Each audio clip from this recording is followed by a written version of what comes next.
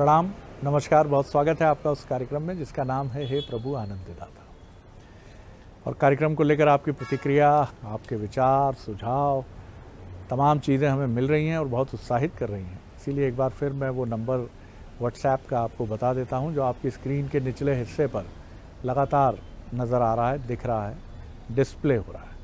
7000969440। मैं एक बार फिर दोहरा रहा हूँ, 7000969440।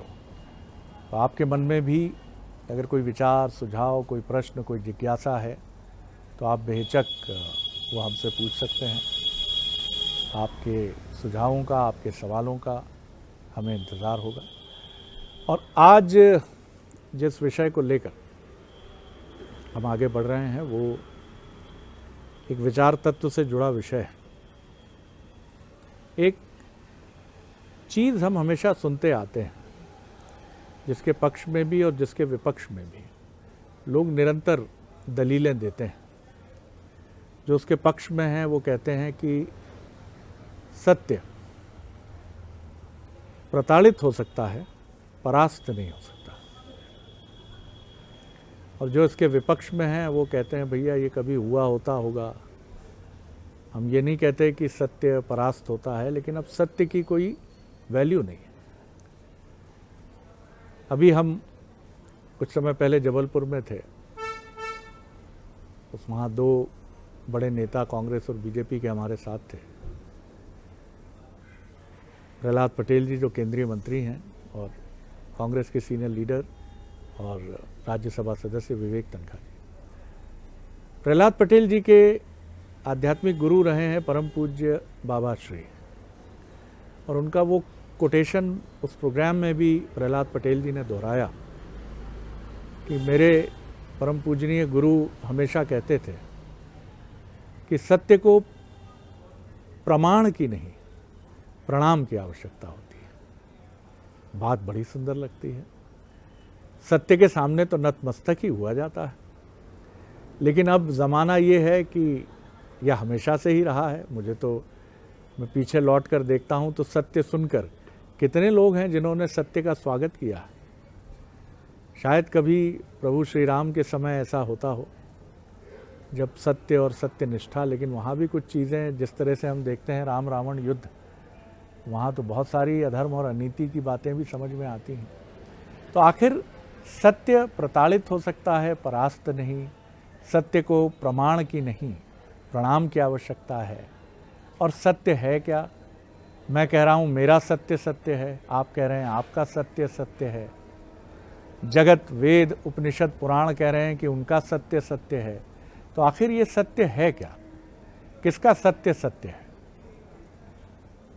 चलिए, इन प्रश्नों का उत्तर निश्चित तौर पर हमारे विद्वान वक्ता ही दे सकते हैं। तो मानस मर्मज्ञ, भगवत गीता के अध्येता प्रोफेसर डॉक्टर सुरेंद्र बिहारी गोस्वामी के पास चलते हैं। प्रणाम कर रहा हूँ। विचार का ये तत्व आपके समक्ष है।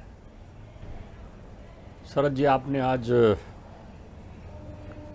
एक सर्वव्यापक, या यूँ कहे कि आपने आज सूर्योदय का प्रश्न कर लिया है।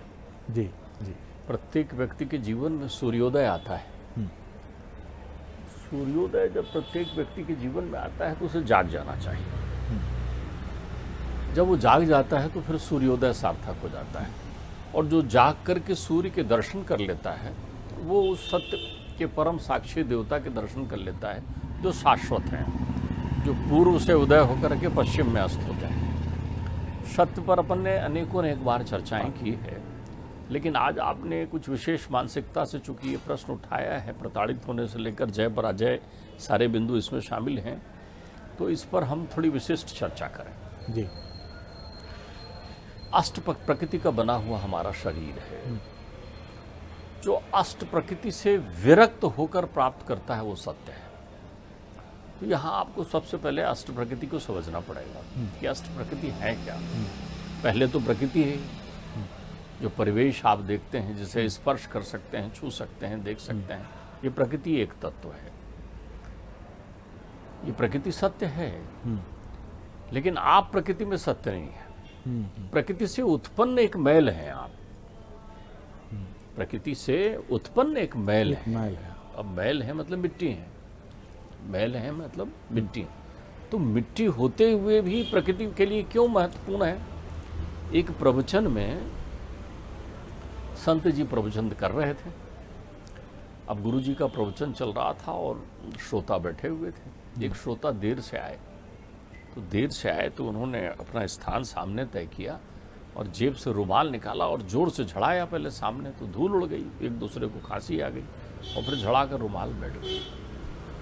अब चूंकि संत जी का ध्यान भी प्रवचन के मध्य उनकी इस कृत्य पर चला गया, लेकिन श्रोता जिज्ञासु था, श्रोता जिज्ञासु संत जी को श्रवण करते रहता था। तो संत जी ने वहाँ से कहा, खाक का पुतला है तू, और खाक से लवरेज है, और खाक में मिल जाएगा फिर खाक से परहेज। खाक का पुतला है तू और खाक से लवरेज है, और खाक में मिल जाएगा और खाक से परहेज है। हाथ जोड़कर कहा, जब तलक इस खाक में उस नूर का आमेज है, जब तलक इस खाक में उस नूर का आमेज है, और तब तलक इस खाक को इस खाक से परहेज है। अर्थात जब तक हमारे पास उचित चैतन्य है, तब तक हम तमाम प्रक्रियाओं में सत्यासत्य को ढूंढने का प्रयत्न करते हैं, उस मृगा की तरह जो कस्तूरी स्वयं लिए हुए चलता है। सत्य तो वो चित्त चैतन्य है जो विद्यमान है।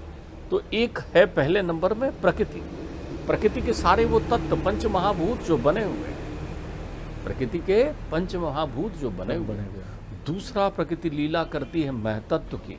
महतत्व को बोलचाल की भाषा में आप बुद्धि कह सकते हैं। ध्यान रखिए, सत्य इनसे पकड़ में नहीं आता। हम बुद्धि दौड़ाते हैं कि सत्य किधर है। सत्य को पकड़ने के लिए बुद्धि भी दौड़ाने की जरूरत नहीं। सत्य सनातन है, सत्य अनंत है। सत्य कहे जो बिन से नाही, जिसका कभी नाश ना हो वो सत्य होता है। आप बात करते हैं सत्य से, एक नया शब्द बना लिया आपने, सच। सच जो है भौतिक प्रक्रियाओं में उत्पन्न होने वाली जो जितनी भी परिवेशगत परिस्थितियां उत्पन्न होती हैं, उसमें आपने सच और झूठ दो प्रश्न बना दिए हैं। सत्यासत्य से सच और झूठ में आ गया। तो सच तो भौतिकता के लिए कहते हैं, साक्ष्य को सच मानते हैं आप, प्रत्यक्ष को सच मानते हैं आप। लेकिन जिस सत्य की आप चर्चा कर रहे हैं, जो कभी प्रताड़ित नहीं होता, वो सत्यानुभूति है। जो सत्य कहें जो बिन से नहीं, कभी नष्ट नहीं होता। आपके पास साक्ष्य हो या साक्ष्य ना हो, उसको सत्य से, सत्य को उससे अंतर नहीं पड़ता कुछ भी। आप परमात्मा के प्रति नित्य चिंतन करते हैं और तर्क वितर्क करते हैं कि ईश्वर है कि नहीं है, इससे ईश्वर को क्या अंतर पड़ता है? आपके इस चिंतन से ईश्वरी शक्ति को क्या अंतर पड़ता है कि आप ईश्वर को माने या ना माने? सत्य कहे जो बिन से नहीं, और चित्त चैतन्य सकल जग माही। और जब तक वो चित्त में बैठा हुआ है, तभी तक सकल जग में चैतन्यता विद्यमान रहती है। तो यदि जहाँ चैतन्यता है वहाँ जड़ नहीं है।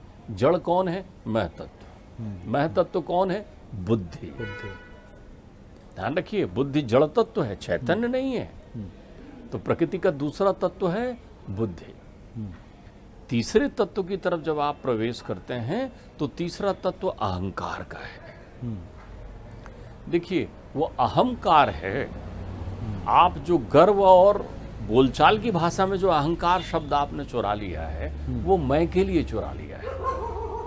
वो अहंकार ही आपको मयता प्रदान करता है, आपका अस्तित्व देता है। मैं जिसे आप कहते हैं, अर्थात जो देखते हैं उसको सत्य मानते हैं, वो अहंकार है। लेकिन जो देखते हैं वो तब तक सत्य नहीं हो सकता जब तक वो अविनाशी ना हो, क्योंकि सत्य कहे जो बिन से ना है, और चित्त चैतन्य है। ध्यान रखिए, तो इसलिए जड़ बुद्धि ने क्या दे दिया आपको? अहंकार। और अहंकार भी तीन तत्वों की प्रक्रिया को ले लेता है। वैकारिक, तेजस, तामक, त्रिगुणात्मक हो जाता है। वैकारिक परम सत्य, अंतर्मन उत्पन्न कर दिया उससे, आपकी ज्ञान इंद्रियां उत्पन्न कर दिया आपसे, बिल्कुल शुद्ध सतोगुणी सत्य होता है अहंकार का स्वरूप वैकारिक। तेजस रजोगुणी युक्त हो जाता है, आधी भौतिक हो जाती है प्रक्रिया। और तामस तामस की प्रक्रिया, ये सारे पंचभूतों को आप परम सत्य मान लेते हैं जिनसे उनकी उत्पत्ति हुई है। और इनकी तन्मात्राएं 5 तन्मात्राएं, शब्द, स्पर्श, रूप, रस, गुण, ये अष्ट प्रकृति है। तो अष्ट प्रकृति जिससे संसार बना है, अष्ट प्रकृति जिससे आपका शरीर बना है, तो शरीर और संसार की प्रक्रियाओं का जब भी आप चिंतन करते हैं तो सत्य का चिंतन ही नहीं करते हैं। क्योंकि अगर ये सत्य होते तो फिर राम नाम सत्य नहीं सुनाई पड़ता। राम नाम सत्य है। हमने एक परिचर्चा में इसका वो किया है कि जब किसी को ले जाते हैं तब राम नाम सत्य है, वहां बात तो सत्य तब प्रकट हुआ है। सत्य अविनाशी, सत्य कहें जो बिन से नाही, और चित्त चैतन्य सकल जग माही, और आनंद जो नित रहे अनंता। सत्य को आप परिभाषित करने के लिए ढूंढिए कि क्या वहां आनंद है। आनंद जय पराजय में नहीं होता, नहीं होता। जय पराजय में सुख दुख है। हाँ, सुख दुख है। आनंद जो है एक सर्वव्यापक शब्द है। आनंद जहां होगा वहां मैं और तेरा, मैं और तू नहीं होगा। ते मैं और तोर तेर ती माया, मैं और मोर तोर ते माया, ते ही बस की नहीं हूं जीव निकाया। ठीक बात है। तो आप यदि सत्य की परत उधेड़ना चाहते हैं तो सत्य में परत ही नहीं होती। सत्य उस फल की तरह है, निगम कल्प तरोर गलितम फलम सुख मुखाद अमृत द्रव संयुतम, पीवत भागवतम रसमालयम मुहरहो रसको भूभाविका। सुखदेव कह गए कि ऐसा फल है जिसमें न गुठली है, न गूदा है, न छिलका है, केवल रस ही रस है। मुंह में डाला नहीं कि घुल गया, रस ही रस है। इसलिए अमृत भी सत्य नहीं है। ध्यान रखिएगा मेरी बात को, अमृत भी सत्य नहीं है। तो सत्य है क्या?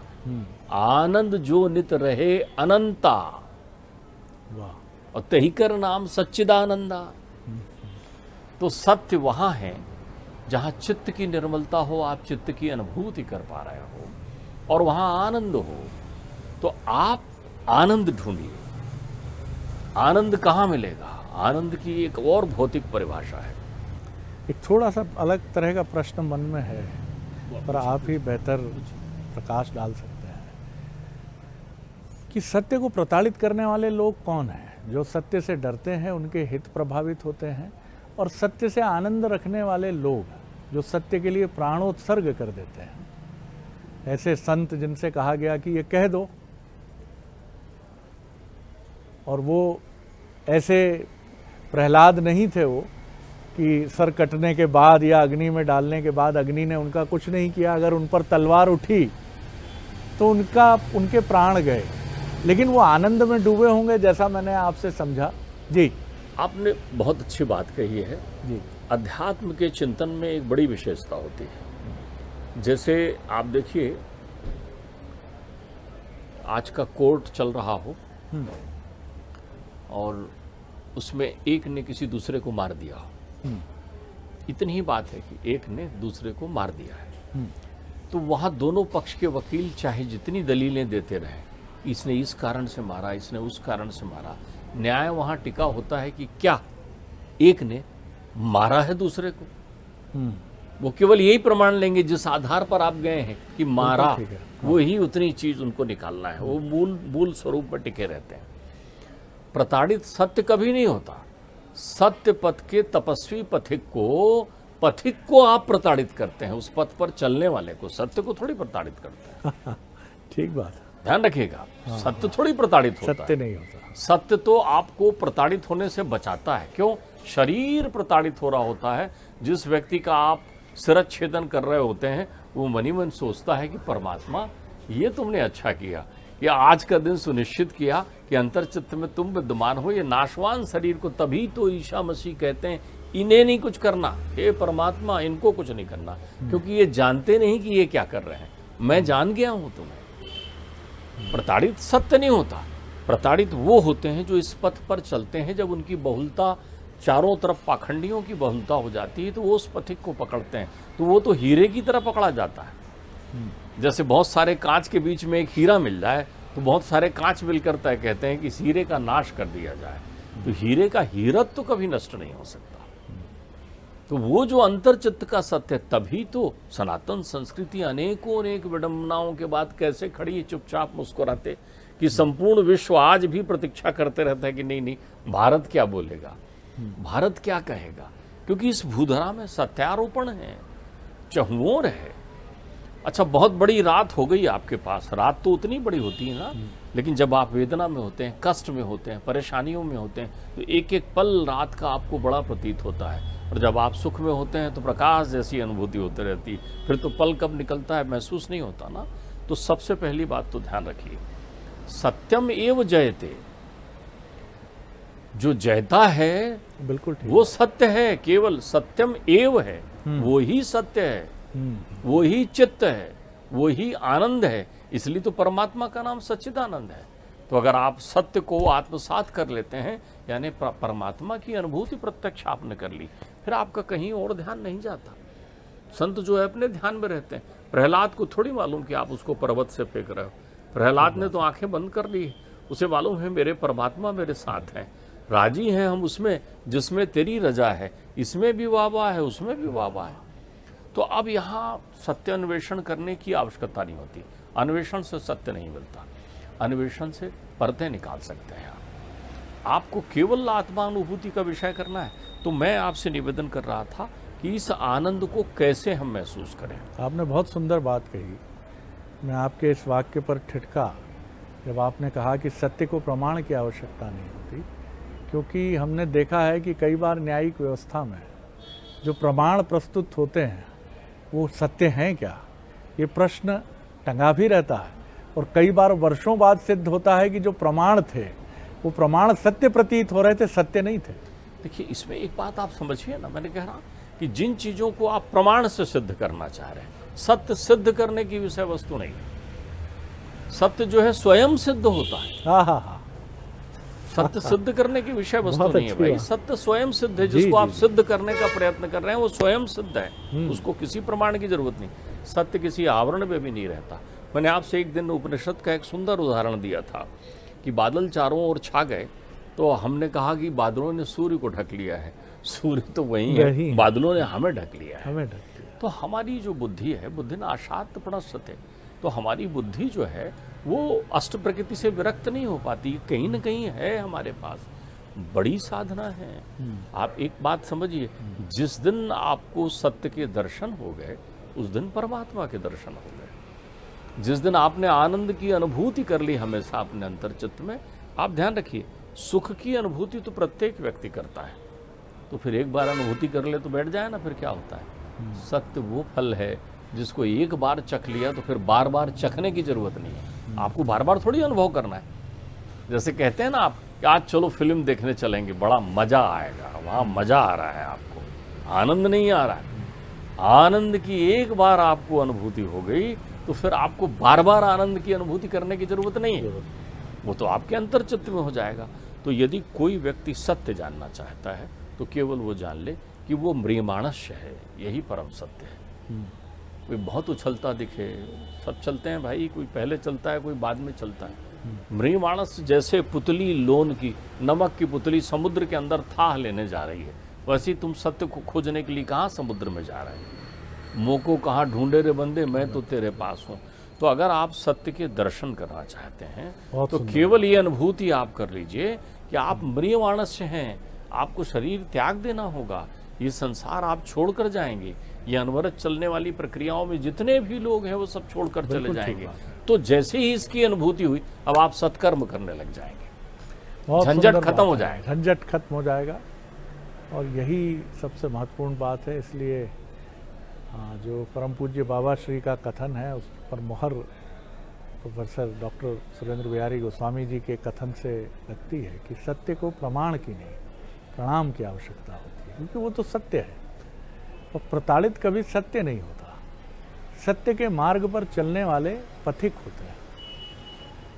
अब ये मान लिया जाता है कि ये सत्य के ध्वजवाहक हैं, सत्य की पताका और सत्य का झंडा लेकर चल रहे हैं, तो हमारी दृष्टि कई बार ऐसा देख लेती है कि सत्य प्रताड़ित हो रहा है। सत्य प्रताड़ित नहीं होता। और एक और बहुत महत्वपूर्ण बात जो मैं समझ पाया इस डिस्कोर्स में, कि सत्य का अहंकार भी नहीं होना चाहिए, सत्य को पत्थर की तरह फेंकना भी नहीं चाहिए।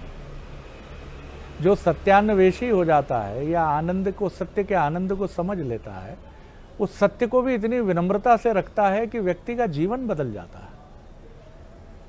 हम कई बार अपने जीवन में पिता पुत्र से, ऑफिस में वरिष्ठ सहयोगी कनिष्ठ सहयोगी से बड़े सत्य के अहंकार में डूबकर कहता है तुम्हें कुछ नहीं आता, मैं तुम्हें बता रहा हूं, तुम कुछ भी नहीं जानते हो अभी, और जीवन में बहुत तकलीफ उठाओगे इसकी वजह से। फिर बाद में जब उसकी प्रतिक्रिया भयानक आती है पुत्र की तरफ से या कनिष्ठ सहयोगी की तरफ से, तो आप कहते हो लोग सच हजम ही नहीं कर पाते। अब सच को आपने तलवार या भाले की तरह इस्तेमाल किया। जी देखिए, एक बहुत अच्छी बात आपने कही तो मुझे ध्यान आ गया, क्योंकि वो अंतरा अभी अपना पूरा नहीं हुआ था। अब सवाल ये है कि सत्य का पथिक प्रताड़ित हो रहा है, तो आप कहेंगे उससे क्या होता है? वाह, उससे इतना अनंत सत्य की और अभी उत्पत्ति होती है, जैसे जितना दबाव पड़े तो ज्वालामुखी प्रकट होती है। इसलिए ध्यान रखिए, जो लोग इसे प्रताड़ित करने में लगे रहते हैं इस पथ के पथिक को, तो आप अंतर चिंतन में ये शुद्ध रख लीजिए कि जितना ऐसा सत्यवादी व्यक्ति प्रताड़ित होगा, उतना वो अनंत संभावनाओं के साथ शंखनाद करेगा और किरणें बिखेरेगा। जैसे बादल सूर्य को जितना ढक लेंगे, उसके बाद प्रत्येक किरण जो है वो तेजस्वी होकर प्रकट होती है। ध्यान रखिएगा। तो सत्य अगर प्रताड़ित हो रहा है, इसका अर्थ ये है कि कलिकाल में असत्य पराजय की ओर बढ़ रहा है। बहुत सुंदर बात है और ये बिल्कुल सत्य है। तो सत्य के मार्ग पर चलना और उस सत्यानंद को अनुभूत करना, जो सत्य के मार्ग पर चलने से जिस आनंद की प्राप्ति होती है वही सत्यानंद है। और इस सत्यानंद को अनुभूत कर लिया तो परमपिता परमेश्वर को समझ लिया, और जब उन्हें समझ लिया तो फिर उससे बड़ा आनंद या परमानंद जीवन में या इस ब्रह्मांड में है क्या। और दरअसल हमारी आसक्ति जैसे व्यंजनों के प्रति है, हमारी इंद्रियां अलग अलग व्यंजन चखती हैं और जो सर्वश्रेष्ठ होते हैं उनके प्रति हमारा आसक्ति भाव हमेशा उपजता रहता है कि नहीं खाएंगे तो वो खाएंगे साहब, उसी दुकान पर सबसे अच्छा श्रीखंड मिलता है। ऐसे ही परमानंद है, जिस दिन वो स्वाद मिल गया आपको, वो आ गया, उसको आपने अनुभूत कर लिया, तो सारे संसार के जितने भी आपकी रचना ने स्वाद चखे हैं वो सब पीछे छूट जाते हैं, क्योंकि उसके बाद कुछ रहता ही नहीं। और जब कुछ शेष ही नहीं है तो फिर वही तो परमानंद है। जी, मैं इसको एक बड़े आपके उदाहरण से मुझे बड़ा अच्छा अनुप्रास दिखाई पड़ा। अभी मैंने अष्ट प्रकृति में कहा था कि ये जो हमारी इंद्रियां हैं ये भी अष्ट प्रकृति का एक भाग होते हैं। इंद्रियां संसार की वो चीजें जो आपकी रसना को अच्छी लगती है, उनकी पहुंच केवल रसना तक है, स्वाद वहीं तक है। रसना के नीचे जाने के बाद वो अपना स्वाद तिरोहित कर देती हैं, वो एक बन जाती हैं, चाहे वो खट्टा हो, मीठा हो, सीठा हो, निर्मल हो। लेकिन सत्य वो स्वाद है जो रसना में नहीं आता, लेकिन भीतर स्वाद दे देता है आपको। अंतर में भीतर लगता है। आप कहेंगे अंदर से महक आ रही है, अंदर से खुशबू आ रही है, आहा अंदर तृप्त हो रहा है, वाह वाह वाह क्या रस लग रहा है, शीतल ही शीतल है, तो समझ लीजिए आपने सत्य का पान कर लिया है। सत्य वो पान है, ऋतम पे बंतम, वो सत्य का पान ही आत्मा करता है। आत्मा को यदि आप चाहते हैं कि वो तुष्ट पुष्ट होकर आपको अपनी अनुभूति दे, तो ऋतम पे बंतम गुहा प्रविष्ट हो। ध्यान रखिए, हृदय में बैठा हुआ वो अंतर्चित्त की आत्मा जिससे तृप्त होता है, वो सत्य आप उसको पिलाइए। तो सत्य पिलाने के लिए आपको करना क्या होगा? सत्कर्म। सत्कर्म क्या होता है? न वहाँ जहाँ जय होता न पराजय होता। तो जहाँ जय और पराजय का भेद है वहाँ धर्म युद्ध हो सकता है, और धर्म युद्ध होता इसलिए है कि सत्य को प्राप्त किया जा सके। बिल्कुल ठीक है। तो संसार के युद्ध की परिणति चाहे जो हो, बिल्कुल ठीक है। और हर युद्ध की परिणति जो किसी भी स्वरूप के साथ आरंभ हो, वो सत्य तक पहुंचने तक ही होती है उसकी प्रकृति। सत्य का दावा कोई पक्ष नहीं छोड़ता, चाहे वो कौरव हो चाहे पांडव हो। दोनों कहते हैं हम सत्यान्वेषी हैं, हम सत्य के लिए लड़ रहे हैं। जैसे अदालत में पक्ष और विपक्ष दोनों ये कहते हैं कि हम सत्य के मार्ग पर हैं। लेकिन एक युद्ध वहाँ भी होता है दलीलों के ज़रिए, प्रमाणों के ज़रिए, और न्यायाधीश उसका फैसला करते हैं। तो इसी तरह युद्ध में भी सत्य निकल कर सामने आता है, चाहे कितना भी कोई दावा करे कि वो सत्य के साथ खड़ा है। और जीवन में भी ये होता है, कई बार पीढ़ियां बीत जाती हैं और तब ये सत्य स्थापित होता है कि जिस हवेली पर कब्जा किया गया वो गलत तरीके से किया गया। ये श्यामलाल जी की नहीं, ये तो रामलाल जी की थी। 3 पीढ़ियां बीत गई हैं, रामलाल जी के परिवार के साथ इतना अन्याय। तो सत्य को आप छिपा नहीं सकते हैं, सत्य सत्य है और सत्य का ये सत्यानंद भी अद्भुत है। बहुत धन्यवाद करता हूँ गोस्वामी जी। अगले एपिसोड में एक और विषय लेकर फिर उपस्थित होंगे। प्रणाम, नमस्कार।